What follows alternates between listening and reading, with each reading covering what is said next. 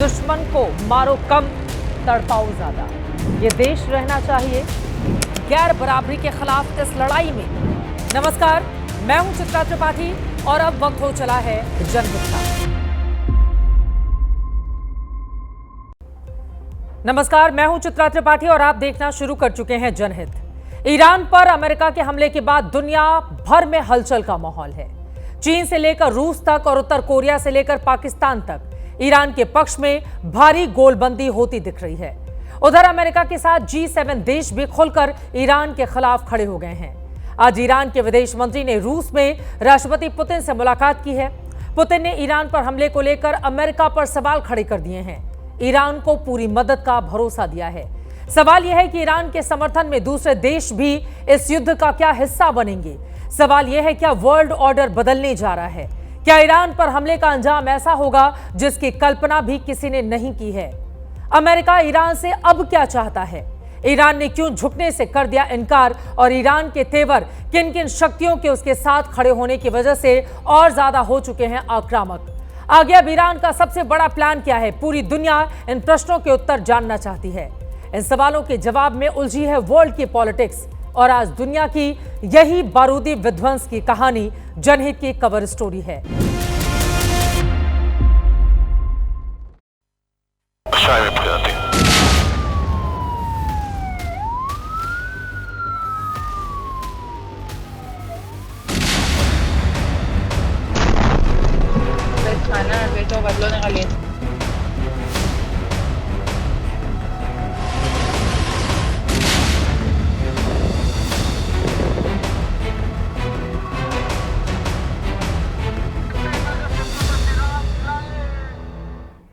Orient bell tiles studio से आप देख रहे हैं एबीपी न्यूज। जनहित में खबरें अब विस्तार से दिखाएंगे। तबाही की तस्वीरें आपने देख ली है। ईरान पर अमेरिका के हमले के बाद अब युद्ध विध्वंसक दौर में जा पहुंचा है। आज इन दोनों देशों के बीच युद्ध का 11वां दिन है। 13 जून को ईरान पर इजराइल ने मिसाइलों से हमला किया था। वार पलटवार दोनों ही तरफ से लगातार जारी है। कल अमेरिका की एंट्री के बाद युद्ध भूमि की तस्वीर पूरी तरह से बदल चुकी है। वहीं ईरान ने पूरी ताकत के साथ आज फिर हमले तेज किए हैं और यह हमला नुकसान के लिहाज से अब तक का सबसे घातक माना जा रहा है। जवाब में ईरान पर इजराइल ने भी मिसाइलों की बारिश कर दी। सवाल यह है, क्या विध्वंस का काउंटडाउन शुरू हो चुका है? इजराइल में ईरान के हमले की आज की सबसे घातक तस्वीर है। दक्षिणी इजराइल के अशदूद में पावर स्टेशन के पास ईरान की मिसाइल गिरी। दोपहर को यह तस्वीरें रोड पर जा रही कार के डैश कैम में कैद हुई हैं। ये तस्वीरें आज वर्ल्ड वायरल तस्वीरों में सबसे टॉप पर हैं।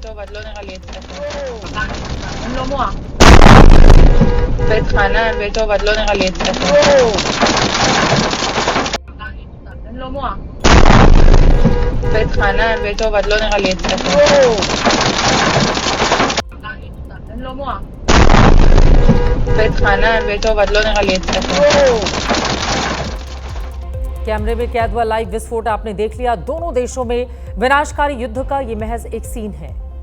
ईरान की तरफ से इजराइल पर लगातार हमले किए जा रहे हैं। इजराइल में अब ये कहा जा रहा है कि बिना जंगी सायरन बजे ही बम गिर जा रहे हैं। इसके जवाब में इजराइल ने घातक पलटवार किया है। आज इजराइल ने ईरान के 6 एयरपोर्ट को टारगेट किया। जवाबी हमलों से इन जगहों पर बड़ा नुकसान किया है। ईरान की राजधानी तेहरान के आसमान पर काले और सफेद धुएं का बड़ा सा बवंडर दिख रहा है। माना जा रहा है तेहरान में बहुत बड़ा नुकसान हुआ है। यह हमला तेहरान के IRGC कमांड सेंटर पर किया गया। बड़ी संख्या में ईरानी सैनिक इस हमले में मारे गए हैं। इजराइल ने ईरान की राजधानी तेहरान में मौजूद इवन जेल पर भी हवाई हमला कर दिया। इस जेल में ईरान में राजनीतिक कैदियों को बंदी बनाकर ईरान रखता है। इसमें कितना नुकसान हुआ है इसका अंदाजा सही अभी नहीं लग सका है। इसके साथ ही करमनशाह के ईरानी मिसाइल लॉन्चर सेंटर को इजराइल ने अपने हमले से तबाह कर दिया। इजराइल के एक सुरक्षा अधिकारी ने इजरायली अखबार जेरूशलम पोस्ट को बताया है कि आज के हमले में ईरान को भारी से भारी बहुत ज्यादा यानी कि नुकसान हुआ है। नुकसान की ये तस्वीरें भी हम आपको दिखा रहे हैं। IRGC कमांड सेंटर पर जो हमला आज इजराइल ने किया है, उस हमले में दर्जनों ईरानी सैनिकों के मारे जाने की आशंका जताई जा रही है।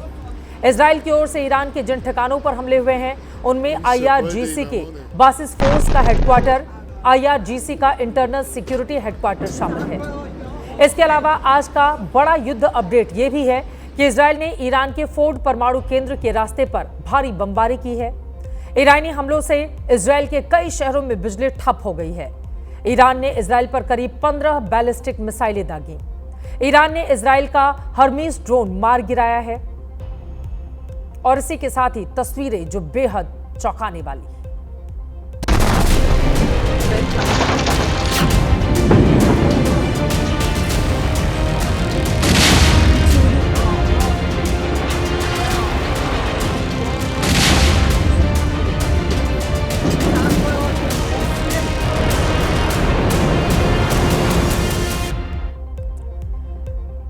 तबाही, बर्बादी, विध्वंस की तस्वीरें लगातार हम आपको दिखा रहे हैं। फिलहाल इस वक्त एक बड़ी खबर आ रही है, सीधे उसका हम रुख करेंगे। सीरिया में अमेरिका के सैन्य अड्डे पर हमला हुआ है। इस वक्त की बड़ी खबर, सीरिया में अमेरिकी सैन्य अड्डे पर बड़ा हमला हुआ है। पश्चिमी हसाकाह प्रांत के कसरूक इलाके में अमेरिका के सैन्य अड्डे पर यह हमला किया गया है। शुरुआती रिपोर्ट के मुताबिक ये मोर्टार से किया गया हमला है, जिसे ईरान के सहयोगी संगठन की ओर से अंजाम दिया गया है। सीरिया के कसरूक में मोर्टार से हमला किया गया है। ईरान के सहयोगी संगठन की ओर से यह हमला किया गया है। आपको बताते चले कि ईरान पर जिस तरह का हमला अमेरिका की ओर से किया गया था, माना यही जा रहा था कि पलटवार होगा, और अब सीरिया में अमेरिकी सैन्य अड्डे पर जबरदस्त तरीके से यह हमला हुआ है। इस हमले में कितना नुकसान हुआ है, जैसे और जानकारी और खबर निकलकर सामने आएगी, एबीपी न्यूज आगे आप तक पहुंचाएगा। अभी नुकसान को लेकर सही ठीक जानकारी सामने नहीं आई है। तो सीरिया में अमेरिका के सैन्य अड्डे पर ये बड़े हमले की खबर निकलकर सामने आ रही है। उधर कल अमेरिका ने ईरान के 3 परमाणु ठिकानों को निशाना बनाया। दावा है कि उन ठिकानों को नेस्तनाबूद कर दिया गया, जबकि ईरान का कहना है कि अमेरिकी हमला नाकाम रहा है, उसके परमाणु प्रोग्राम को नुकसान नहीं पहुंचा है। इन तमाम दावों की सच्चाई क्या है, वर्ल्ड मीडिया इसका आकलन करने में जुटा हुआ है। अमेरिका ने ईरान के जिन 3 परमाणु ठिकानों को नुकसान पहुंचाने का दावा किया है, उसमें सबसे अहम ठिकाना फोर्डो का है, दूसरा नतांज और तीसरा इस्फहान परमाणु केंद्र। ईरान पर हमले के लिए अमेरिका ने बॉम्बर B-2 का इस्तेमाल किया है। बंकर बस्टर बम से ईरान से सबसे महत्वपूर्ण फोर्डो परमाणु साइट को नुकसान पहुंचाया गया। फोर्डो परमाणु साइट का यह वीडियो हमले के बाद का है। ईरानी मीडिया के हवाले से आसमान तक उठते धुएं का यह वीडियो सामने आया, जबकि नतांज और इस्फहान परमाणु सेंटर पर हुए हमले को लेकर अलग अलग वीडियो वायरल हो रहे हैं। इनमें कुछ वीडियो को रूस यूक्रेन युद्ध के वक्त का बताया जा रहा है। हालांकि मीडिया रिपोर्ट्स में दावा है कि वीडियो हमले के समय स्थानीय लोगों ने बनाया, जो सोशल मीडिया पर वायरल है। ऐसे में पुख्ता तौर पर दावे के साथ नहीं कहा जा सकता कि सोशल मीडिया पर जो वीडियो परमाणु सेंटर पर हमले का बताया जा रहा है, वो वीडियो पूरी तरह से सही है। लिहाजा हमने भी उसे वायरल वीडियो ही माना है। इन तीनों केंद्र पर हुए नुकसान के लेकर ताजा खबर क्या है उसे दिखाएंगे, लेकिन पहले अमेरिकी हमलों के बाद वायरल तस्वीरों का एक छोटा सा वीडियो आपको दिखाते हैं।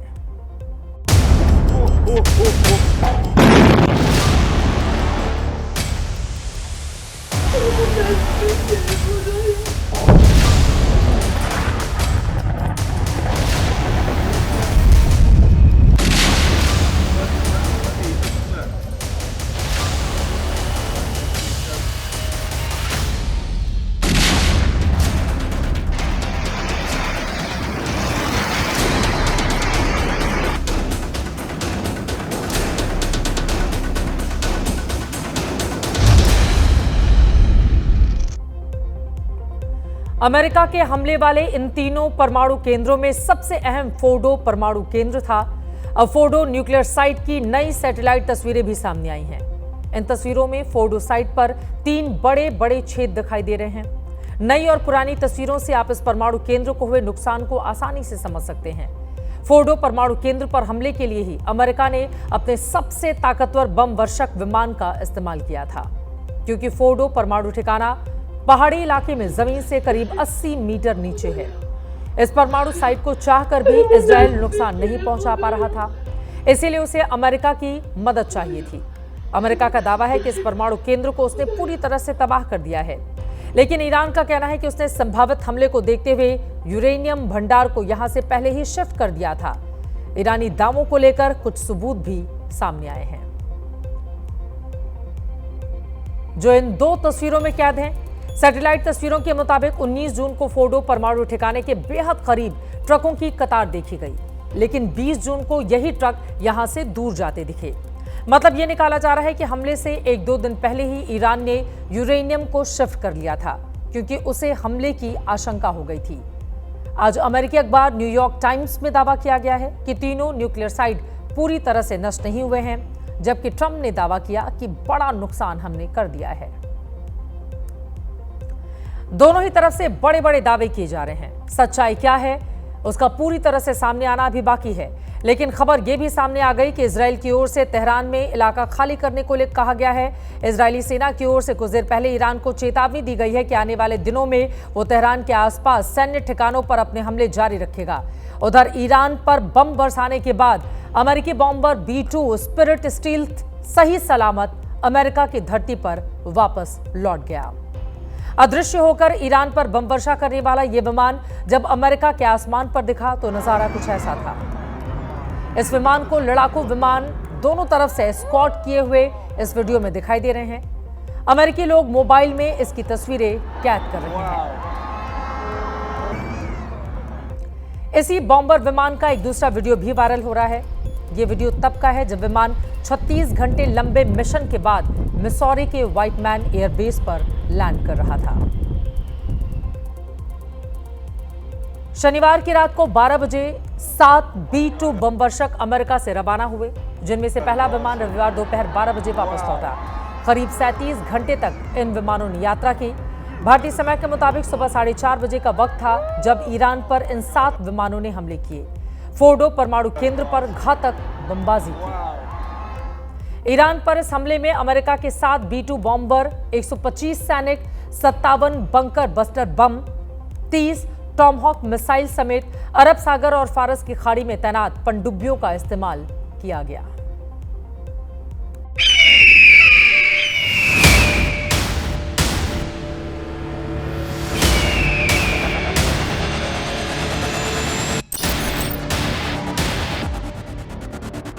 बाज की तरह दिखने वाला ये युद्ध का बाजीगर है।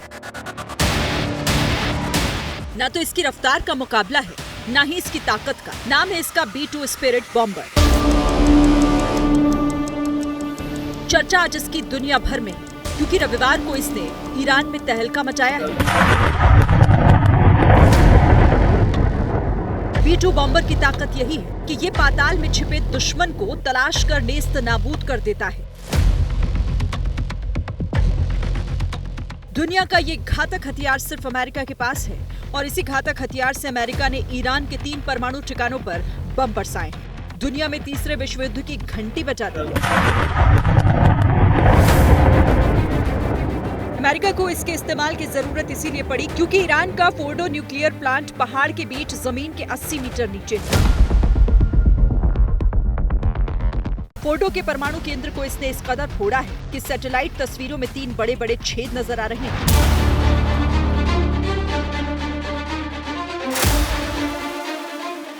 B-2 बॉम्बर 17 फीट ऊंचा है, 69 फीट इसकी लंबाई है। बॉम्बर का वजन 71,000 किलो है और वजन क्षमता 1.5 लाख किलो। 18,000 किलो से ज्यादा बम का जखीरा ये अपने साथ ले जाने में सक्षम है, परमाणु बम हो या गैर परमाणु बम। B-2 बॉम्बर दोनों गिराने में सक्षम है। इसका पहला इस्तेमाल सर्बिया के खिलाफ 1999 में हुआ था। ये दुश्मन के रडार के सामने पूरी तरह से अदृश्य रहता है। इसे 2 पायलट उड़ाते हैं। ईरान पर अमेरिका ने 7 बंकर बस्टर B-2 बॉम्बर से अटैक किया। 12 किलोमीटर की ऊंचाई से कुल 14 बम गिराए। 18 घंटे में 11,000 किलोमीटर दूर जाकर स्ट्राइक को अंजाम दिया और आसानी से अपना मिशन पूरा करके बारूद का ये बाजीगर अपने घर लौट गया।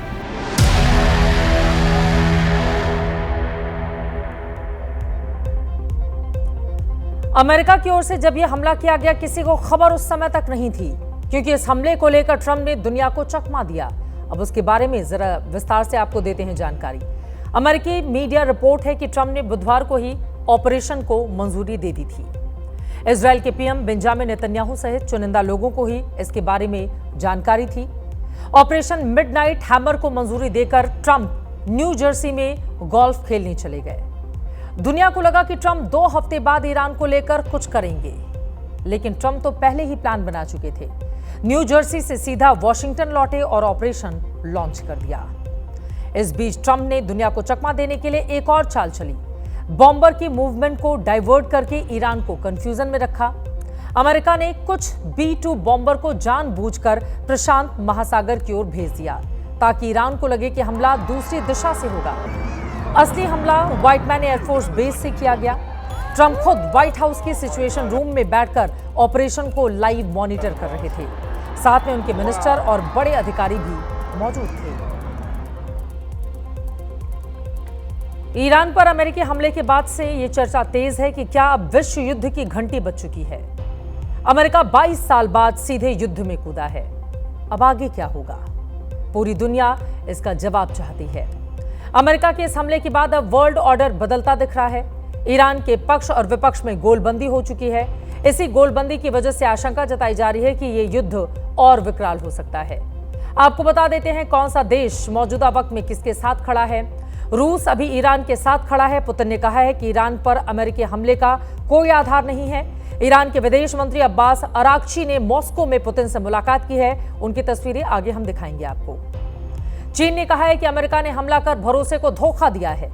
ईरान के न्यूक्लियर ठिकानों पर अमेरिका के हमले ने उसकी अंतर्राष्ट्रीय विश्वसनीयता को नुकसान पहुंचाया है। चीन ने यह भी कहा है कि स्थिति काबू से बाहर जा सकती है।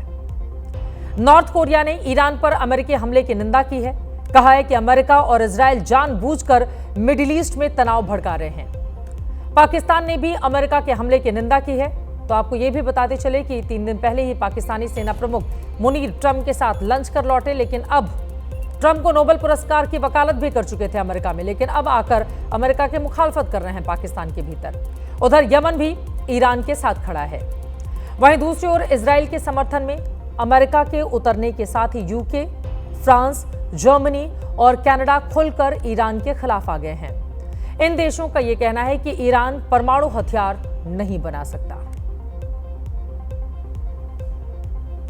अमेरिका के कल के हमले के बाद आज ईरान के विदेश मंत्री अब्बास अराक्ची रूस पहुंचे। यहां उन्होंने रूस के राष्ट्रपति व्लादिमीर पुतिन से मुलाकात की है। पुतिन ने कहा है कि ईरान के बिना किसी उकसावे के अमेरिका ने उस पर हमला किया है। रूस के सरकारी टीवी चैनल पर पुतिन और अराक्ची की इस मुलाकात का सीधा प्रसारण भी दिखाया गया। ईरान पर बिना किसी कारण अमेरिका ने हमला किया है। ईरान पर बिना किसी कारण अमेरिका ने हमला किया है। इससे पहले रूस के पूर्व राष्ट्रपति दिमित्री मेदवेदेव ने कहा कि उनका देश ईरान को वॉरहेड देगा, यानी रूस खुलकर युद्ध में अमेरिका के खिलाफ उतर सकता है। और यह अंतर्राष्ट्रीय जगत की आज की बहुत बड़ी खबर है। अब सवाल यह है कि बदलते वर्ल्ड ऑर्डर में भारत कहां पर है? हिंदुस्तान का रुख क्या है? देश ये जानना चाहता है। कल अमेरिका पर ईरान के हमले के बाद प्रधानमंत्री नरेंद्र मोदी ने ईरान के राष्ट्रपति से पौन घंटे तक फोन पर बातचीत की थी। उससे पहले 13 जून को उनके इजराइल के पीएम बेंजामिन नेतन्याहू से बातचीत हो चुकी है। कहानी यह है कि भारत के लिए स्थिति इस वक्त दुविधा वाली है, और वो इसलिए क्योंकि एक तरफ तो इजराइल के साथ भारत की मजबूत रक्षा साझेदारी है, तो वहीं दूसरी ओर ईरान के साथ रणनीतिक और आर्थिक हित हैं। भारत कभी भी नहीं चाहेगा कि दोनों देशों का संघर्ष लंबा चले। भारत भले ही किसी के साथ खड़ा नहीं होगा, लेकिन दोनों को होने वाले नुकसान का सीधा असर भारत पर जरूर पड़ेगा। भारत के साथ ईरान और इजराइल के संबंधों को अगर समझे तो एक हो जहां इजराइल मौजूदा दौर में हमारा सामरिक साथी है, वहीं ईरान से हमारा रिश्ता सालों पुराना है। ईरान से हमारे सांस्कृतिक रिश्ते भी हैं। मोदी राज में इजराइल से हमारा संबंध सुरक्षा और तकनीकी पार्टनर के तौर पर और मजबूत हुआ है, जबकि ईरान के साथ हमारा अहम चाबहार पोर्ट का रणनीतिक प्रोजेक्ट चल रहा है। इजराइल जहां पहलगाम हमले के बाद खुलकर पाकिस्तान के खिलाफ हमारे साथ खड़ा था, वहीं ईरान और हम शीर्ष के 5 व्यापारिक भागीदारों में से एक हैं। ऐसे में रणनीतिक तौर पर हमारे लिए ज्यादा मुश्किल है। हम किसी एक को चुनकर बैठने की स्थिति में नहीं हैं। न तो हम खुलकर इजराइल के साथ जा सकते हैं, ना ही ईरान को नजरअंदाज कर सकते हैं। India may not actually act as a mediator on its own, has to join other neutral countries, particularly European Union for that matter, to mediate between Israel and Iran, or for that matter, Iran and America.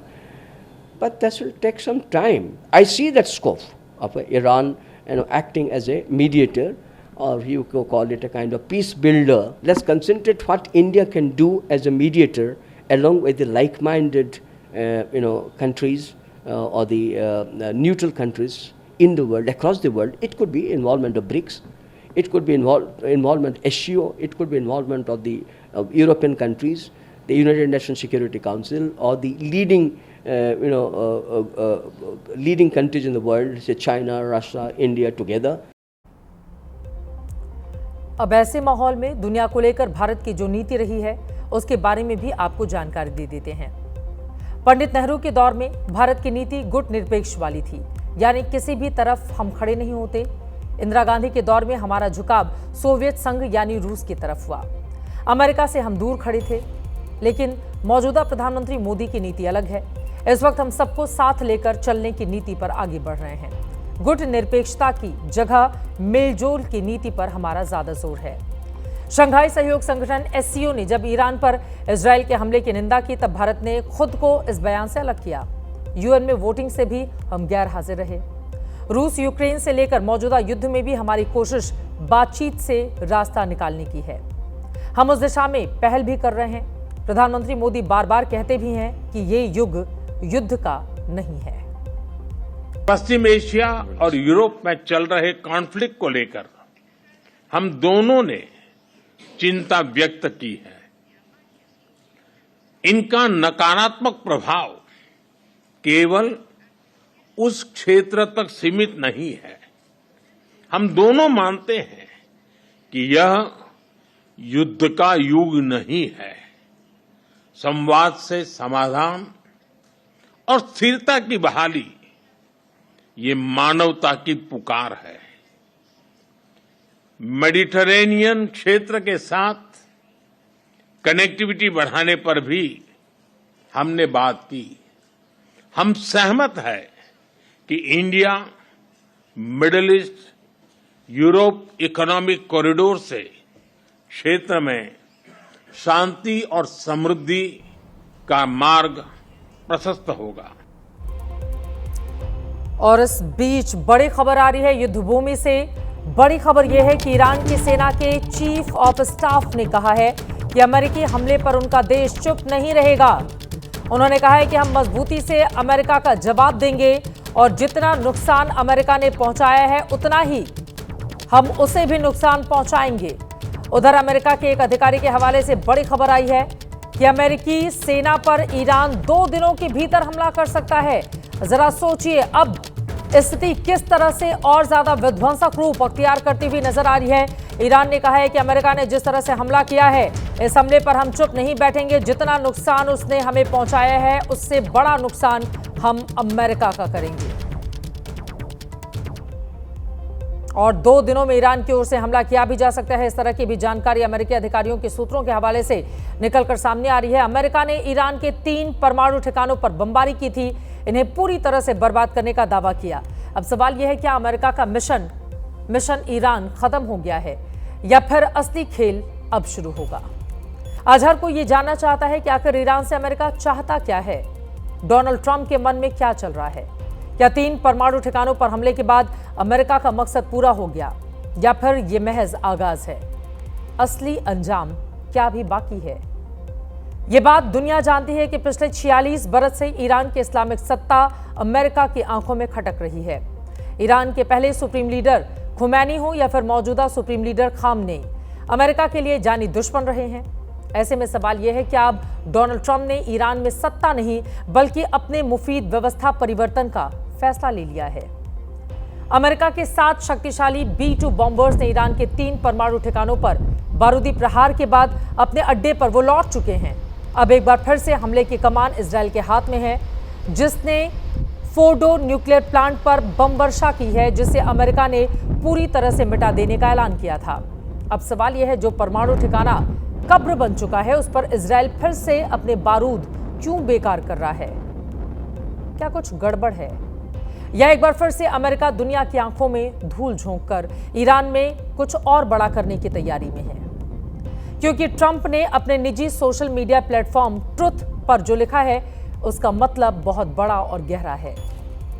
इस post के जरिए Trump का कहना है कि सत्ता परिवर्तन शब्द का इस्तेमाल राजनीतिक रूप से सही नहीं है, लेकिन अगर मौजूदा ईरानी हुकूमत ईरान को फिर से महान बनाने के काबिल नहीं है तो वहां सत्ता परिवर्तन क्यों नहीं होगा।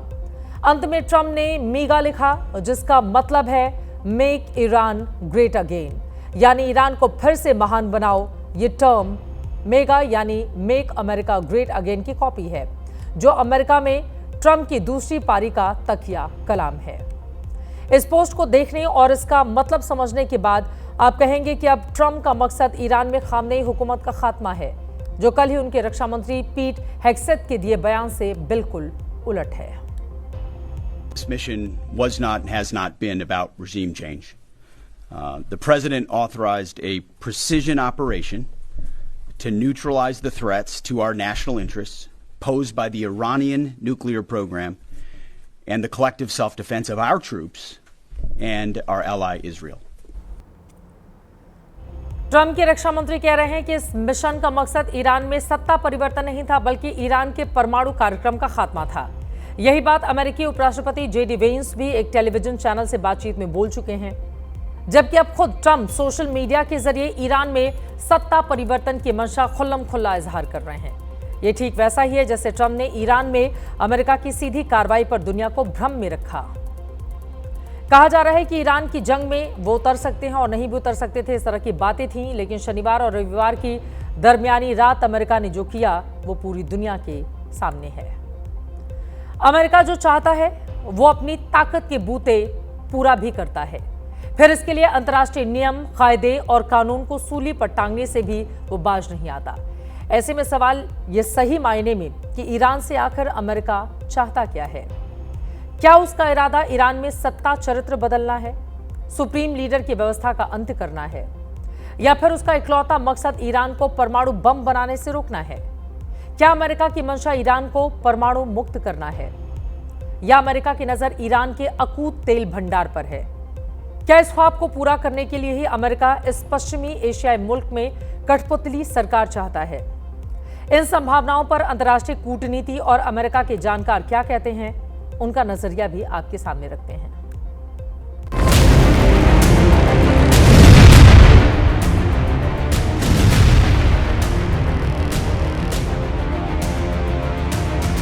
खाड़ी इलाके में कोई भी स्वतंत्र सरकार जो स्वतंत्र निर्णय ले वो अमेरिका को पसंद नहीं है। राष्ट्रपति कोई भी हो, अमेरिका की विदेश नीति में एक निरंतरता रहती है। तो अमेरिका की पूरी कोशिश है कि ईरान में सत्ता परिवर्तन हो। हथियार ईरान न बनाए वो तो उनका एक उद्देश्य है ही, लेकिन मूल उद्देश्य उनका ये है कि ईरान में एक ऐसी सरकार बने जो अमेरिका की परस्त हो, अमेरिका समर्थक हो। ट्रंप साहब जिन्होंने अपने पहले के राष्ट्रपतियों को धिक्कारा था कि वो एंडलेस वॉर्स में मशगूल रहे हैं, अमेरिका को फंसाते रहे हैं लड़ाइयों में, और वो किसी ऐसी लड़ाई में शामिल नहीं होना चाहते। अगर वो ईरान में इस तरह की लड़ाई खुद शुरू करते हैं तो उनके जो समर्थक हैं अमेरिका में, उनको गलत संदेश जाएगा।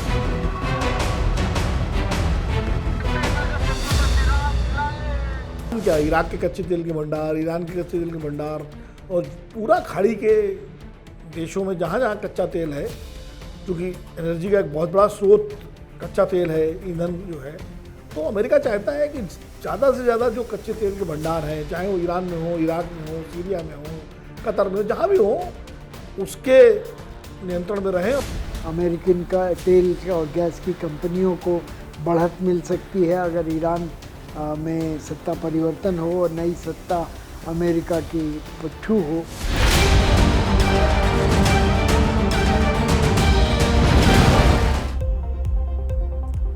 इसमें तो कोई शक नहीं कि अमेरिका हर कीमत पर ईरान को परमाणु ताकत बनने से रोकना चाहता है। इसी मकसद से उसने अपने ब्रह्मास्त्र B-2 बॉम्बर को भी दांव पर लगा दिया है। बम बरसाने वाले एक दो नहीं बल्कि पूरे 7 विमानों से अमेरिका ने ईरान के परमाणु के लिए फोर्डो और नतांज पर पूरे 14 बंकर बस्टर बम गिराए। इसके जरिए इन परमाणु ठिकानों को पूरी तरह से खत्म कर देने का दावा किया। लेकिन अब ऐसे भी दावे सामने आए हैं जिनके मुताबिक हमलों की आशंका से पहले ही ईरान ने अपने परमाणु गोदामों को खाली कर लिया था, यूरेनियम को महफूज ठिकानों तक पहुंचा दिया था। ऐसे में सवाल यह है, क्या अमेरिका के इरादों से बिल्कुल इतर ईरान अब उत्तर कोरिया की तरह खुद को परमाणु ताकत बनाने में कामयाब हो जाएगा? अगर ऐसा हुआ तो यह अमेरिका के लिए बड़ा झटका होगा। सवाल यह भी है कि खुद जिस अमेरिका के पास परमाणु बमों का बड़ा जखीरा है, जिस अमेरिका ने इतिहास में पहली बार 1945 में जापान पर 2 परमाणु बम गिराए, वो ईरान को परमाणु बम बनाने से रोकने के लिए किसी भी हद तक जाने पर क्यों तुला है? जिस इजराइल के पास अघोषित रूप से 90 परमाणु बम हैं, वो ईरान को इसकी पहुंच से दूर करने के लिए बीते 11 दिन से जंग क्यों लड़ रहा है? तो इसका सीधा सा जवाब है, ईरान के परमाणु बमों से मध्य पूर्व में अमेरिका के सबसे करीबी सहयोगी इजराइल को अपने वजूद का खतरा है।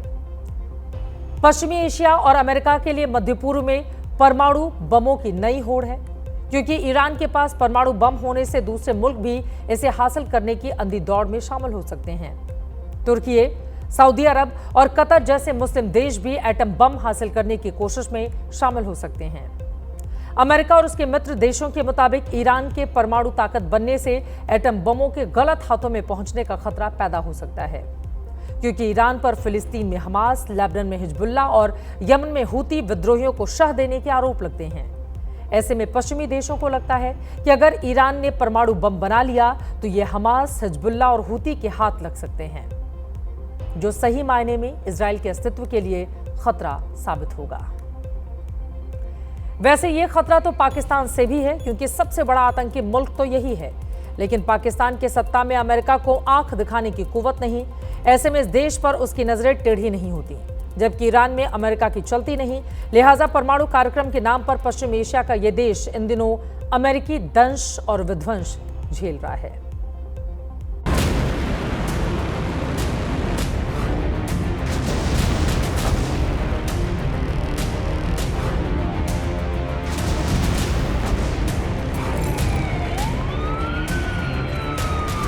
ईरान पर इजराइल के हमले कब रुकेंगे, कोई नहीं जानता।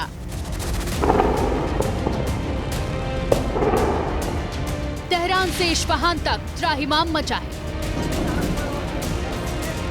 इजराइल पर ईरान की ओर से जवाबी हमले का बारूदी सिलसिला भी जारी है।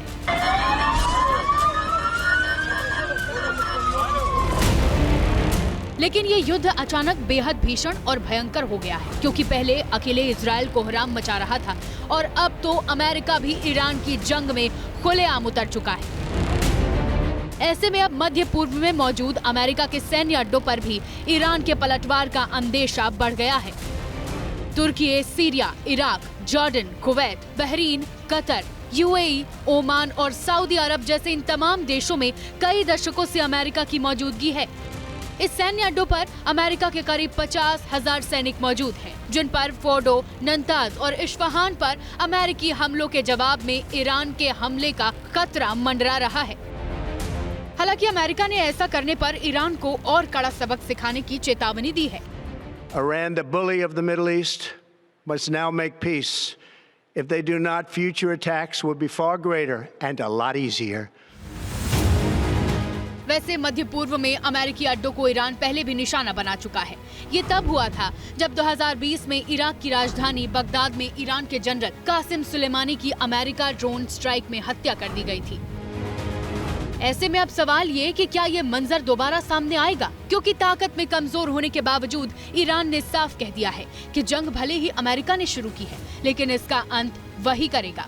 एक वक्त था जब अमेरिका और ईरान के संबंध बेहद अच्छे थे, लेकिन 1979 की इस्लामिक क्रांति के चलते ईरान का चेहरा और चरित्र क्या बदला, दोनों देशों के संबंध बिगड़ गए। अब हालात इतने बदतर हो चुके हैं कि जिस अमेरिका की मदद से ईरान ने अपना परमाणु कार्यक्रम शुरू किया था, आज उसी के खात्मे के लिए अमेरिका ईरान पर बम बरसा रहा है। इस हालत में एक वजह ईरान के इस्लामिक सत्ता का अमेरिका की लकीर पर चलने से इनकार भी है। यही वजह है कि ईरान को अमेरिका शैतान की धुरी बताता है, तो इजराइल को ईरान छोटा शैतान और अमेरिका को बड़ा शैतान करार देता है। और अब एक दूसरे को शैतान बताने वाले ईसाई बहुल अमेरिका और शिया मुस्लिम मुल्क ईरान आमने सामने आ गए हैं। इससे पहले दोनों देशों में परोक्ष युद्ध लंबे समय से चलता आया है। इजराइल में ईरान फिलिस्तीनी चरमपंथी संगठन हमास के साथ बरसों से है, तो यमन में इजराइल और अमेरिका के खिलाफ हूती विद्रोहियों को शह भी ईरान ही देता आया है। जबकि सीरिया में तख्ता पलट से अमेरिका विरोधी बशर अल असद सरकार के साथ भी ईरान हर वक्त डटा रहा। लेकिन अब प्रत्यक्ष रूप से अमेरिका और ईरान की खुली जंग मुहाने पर है। इसका अंजाम क्या होगा अभी अंदाजा लगाना मुश्किल है, क्योंकि अमेरिका की नजरों में जो भी मुल्क या सत्ता खटकती है उसे बर्बाद करने से वो गुरेज नहीं करता। इसकी सबसे बड़ी मिसाल इराक के सद्दाम हुसैन की सत्ता का अंत है, क्योंकि 1980 के दशक में ईरान इराक की जंग में अमेरिका सद्दाम हुसैन के साथ खड़ा था। लेकिन 21वीं सदी के पहले दशक में उन्हीं सद्दाम हुसैन को कथित जनसंहार के हथियार रखने के आरोप में अमेरिका ने ठिकाने लगा दिया। ऐसे में सवाल ये है कि अब ईरान में भी इराक अध्याय शुरू होने वाला है। क्या ईरान में शाह हुकूमत कायम करने के लिए अमेरिका अपने पसंदीदा शासक मोहम्मद रजा शाह पहलवी के निर्वासित बेटे रजा पहलवी को गद्दी नसीब करने वाला है? The Iranian people realize, and the world needs to realize, that the root cause of the problem has been the regime and its nature, and the only solution ultimately that will benefit both the Iranian people as well as the free world is for this regime to no longer be there. I've been arguing this point from the very beginning, that the ultimate solution is regime change. अगर ऐसा हुआ तो पश्चिम Asia में America का एक छत्र राज कायम हो जाएगा, क्योंकि सच ये है कि इस इलाके के राजशाहियों से अमेरिका के बेहद करीबी रिश्ते हैं। तभी तो मजहब के नाम पर मुस्लिम मुल्कों की जमात भले ही ईरान के परमाणु ठिकानों पर अमेरिकी हमलों की आलोचना कर रही है, लेकिन खुलकर ईरान के साथ आने से कतरा भी रही है। And I think the world today is safer and more stable than it was 24 hours ago. And a bunch of these countries putting out statements condemning us privately, they all agree with us that this needed to be done. They got to do what they got to do for, their own public relations purposes.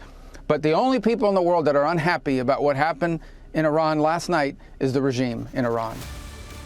तो क्या Iran के परमाणु कार्यक्रम के साथ ही अब supreme leader के शासन का भी अंत होने वाला है? क्या अमेरिका के इस मिशन को पर्दे के पीछे से इस्लामिक मुल्कों का भी समर्थन हासिल है? सब कुछ जल्द ही साफ हो सकता है।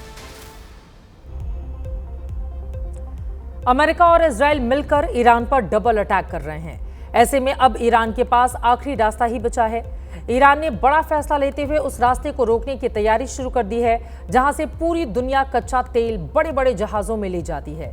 ईरान ने अपने दुश्मनों से बदला लेने के लिए जो प्लान बनाया है, उससे पूरी दुनिया में हड़कंप मचा हुआ है, क्योंकि इसका असर परमाणु हमले के असर से भी ज्यादा हो सकता है। ऐसा लग रहा है आने वाले दिनों में परमाणु की जगह कच्चे तेल पर नई जंग की शुरुआत हो जाएगी।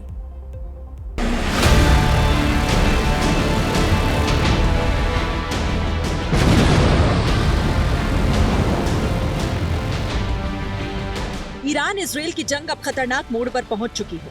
इसकी वजह परमाणु पर जंग नहीं, बल्कि कच्चे तेल की वो ताकत है जिसके दम पर ईरान अब अपने दुश्मनों से बदला लेना चाहता है। अमेरिका और इजराइल के घातक हमलों के बाद ईरान अब दुनिया का सबसे महत्वपूर्ण तेल मार्ग स्ट्रेट ऑफ हॉर्मुज को बंद करने जा रहा है। ईरान की संसद ने इस फैसले को मंजूरी दे दी।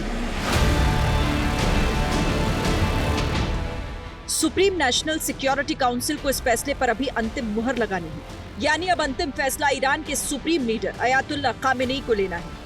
इस बीच ईरान की धमकी के बाद अमेरिका ने साफ कर दिया कि ईरान को ऐसा करने पर खतरनाक अंजाम भुगतना होगा। सवाल है कि स्ट्रेट ऑफ हॉर्मुज क्या है? पूरी दुनिया के लिए ये क्यों अहम है? क्या लड़ाई अब परमाणु की बजाय तेल के लिए होगी? ये प्रश्न ही उठता है, क्या ईरान ऐसा करेगा? उन्होंने कहा तो है, लेकिन क्या ईरान ऐसा कर सकता है? ये सबसे बड़ा प्रश्न है। क्या उनमें क्षमता है, उनमें इतनी फौजी ताकत है कि वो जो है इतनी ज़बरदस्त जो शिपिंग चैनल है उसको बंद कर पाएँ? आज तक कभी बंद नहीं हुई। तो मेरा अपना मानना है कि अगर वो ऐसा करने की कोशिश करते हैं तो वहाँ पे अमरीकी जो है पहुँचेंगे और उसको रोकेंगे, इजरायली भी रोकेंगे, अन्य देश भी शामिल हो सकते हैं। इससे पहले कि हम आपको स्ट्रेट ऑफ हॉर्मुज की अहमियत बताएं, पहले जरा इस नक्शे पर गौर करिए।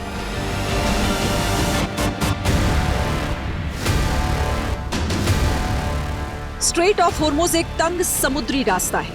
ये फारस की खाड़ी को ओमान की खाड़ी और अरब सागर से जोड़ता है। इसकी चौड़ाई सिर्फ 39 किलोमीटर है। हर महीने इस रास्ते से 3000 से ज्यादा जहाज गुजरते हैं। साफ है, स्ट्रेट ऑफ हॉर्मुज दुनिया का सबसे खास तेल परिवहन है। ईरान द्वारा स्ट्रेट ऑफ हॉर्मुज को बंद करना कुछ ऐसा है जो बेहद खतरनाक होगा और किसी के लिए भी अच्छा नहीं होगा। यानी अगर ये रास्ता ईरान ने बंद कर दिया तो पूरी दुनिया में तेल के दाम आसमान छूने लगेंगे और महंगाई के नए दौर में पूरी दुनिया प्रवेश कर जाएगी। आपको बता दें कि अभी कच्चे तेल की कीमत लगभग $80 प्रति बैरल है, जबकि स्ट्रेट ऑफ हॉर्मुज का रास्ता बंद होने की सूरत में कच्चे तेल की कीमत 30 से 50% बढ़ सकती है। यानी ये कीमत $120 प्रति बैरल तक जा सकती है। तो दुनिया का 20% तेल और काफी हद तक जो प्राकृतिक गैस है उसका जो एक्सपोर्ट है, उसका जो शिपिंग है वो उस रूट से होती है। अब अगर ईरान उसको बंद कर देता है, चाहे वहाँ बारूद बिछा देता है या वहाँ अपने जो है जहाज़ लगा देता है, फौजी जहाज़ लगा देता है और वहाँ से टैंकर्स का आवागमन बंद हो जाता है, तो पूरी दुनिया के अंदर जो 20% तेल वहाँ से जाता है, जो रफली जो है 20 मिलियन बैरल्स ऑयल है, वो पूरी दुनिया के अंदर उसकी जो सप्लाई है वो खतरे में आ जाएगी। स्ट्रेट ऑफ हॉर्मुज के रास्ते से हर दिन 2 करोड़ बैरल कच्चा तेल यहाँ से होकर गुजरता है, जो कि दुनिया भर का 20% पेट्रोलियम है। दुनिया का 20% प्राकृतिक गैस भी इसी रास्ते से दुनिया के कोने कोने में जाता है। सऊदी अरब, ईरान, कुवैत और कतर जैसे देशों के तेल टैंकर इसी रास्ते से दुनिया भर में जाते हैं।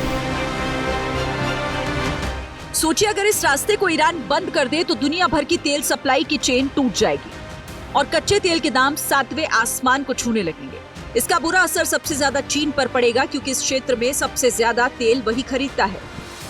उनका सबसे बड़ा जो मित्र देश है चीन, उसकी अर्थव्यवस्था के लिए भी खतरा पैदा हो जाएगा। उसके लिए तो वहाँ भी तेल महंगा हो जाएगा, वहाँ भी LPG महंगी हो जाएगी। तो ईरान कह तो रहा है, धमकी दे रहा है, क्या वो कर पाएगा?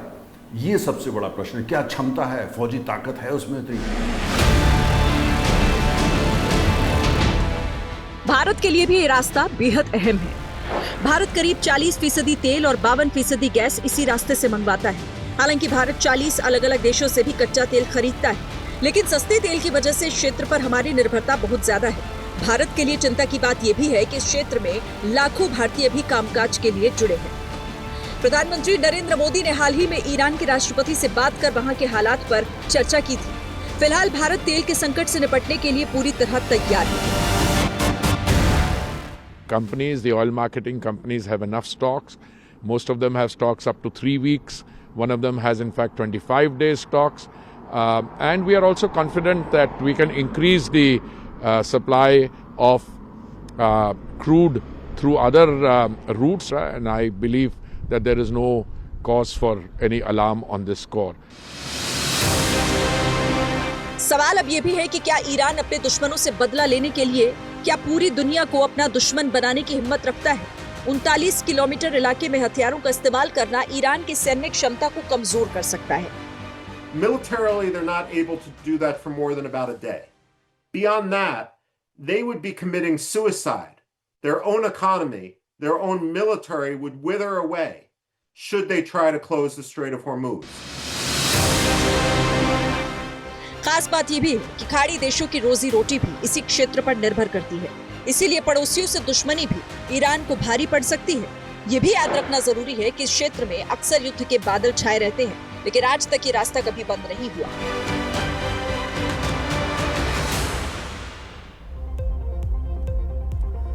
हॉर्मुज जलमार्ग बंद करना इतना आसान नहीं रहने वाला, क्योंकि ईरान को इसके लिए बड़े पैमाने पर सैन्य कार्रवाई करनी पड़ेगी। इसके बंद करने से चीन को भी नुकसान होगा, लिहाजा हो सकता है ईरान सिर्फ धमकी दे रहा हो, लेकिन इसका आंशिक असर तेल की कीमतों पर जरूर पड़ेगा। इजरायल और ईरान के बीच टकराव में जहां दुनिया भर के देश अपने अपने नफे नुकसान को देखते हुए अपने कदम आगे बढ़ा रहे हैं, वहीं एक देश ऐसा भी है जिसके लिए मिडिल ईस्ट के 2 देशों की इस लड़ाई ने आगे कुआं पीछे खाई वाले हालात पैदा कर दिए हैं। ये देश कोई और नहीं बल्कि पाकिस्तान है, जिसकी जरूरत से ज्यादा होशियारी उसी पर भारी पड़ गई है। हुआ ये कि हाल ही में डोनाल्ड ट्रंप के बुलावे पर अमेरिका के दौरे पर गए पाकिस्तानी फील्ड मार्शल आसिम मुनीर ने वहां पर हुई आवभगत के बाद शांति का अगला नोबेल पुरस्कार डोनाल्ड ट्रंप को दिए जाने की वकालत कर दी। लेकिन मुनीर को जरा भी अंदाजा नहीं था कि अमेरिका की चापलूसी करने का यह प्लान बिल्कुल उल्टा पड़ जाएगा। ईरान पर शनिवार को हुए अमेरिकी हमले के बाद अब पाकिस्तान की आवाम खुलकर ईरान के समर्थन में उतर आई है। ईरान पर हुए हमले के खिलाफ पाकिस्तान के लोग सड़कों पर उतरकर अमेरिका और डोनाल्ड ट्रंप के खिलाफ अपनी आवाज बुलंद कर रहे हैं। मांग उठने लगी है कि पाकिस्तान की सरकार डोनाल्ड ट्रंप को नोबेल पुरस्कार देने का प्रस्ताव वापस ले।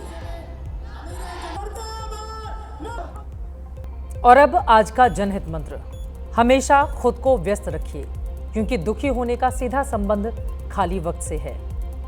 हर वक्त कुछ न कुछ करते रहें और खुश रहें। गीता में भी श्री कृष्ण ने कहा था, कर्मण्ये वाधिकारस्ते मां फलेषु कदाचन, कर्म करते जाइए फल की इच्छा किए बिना। इसी के साथ जनहित में आज के लिए बस इतना ही।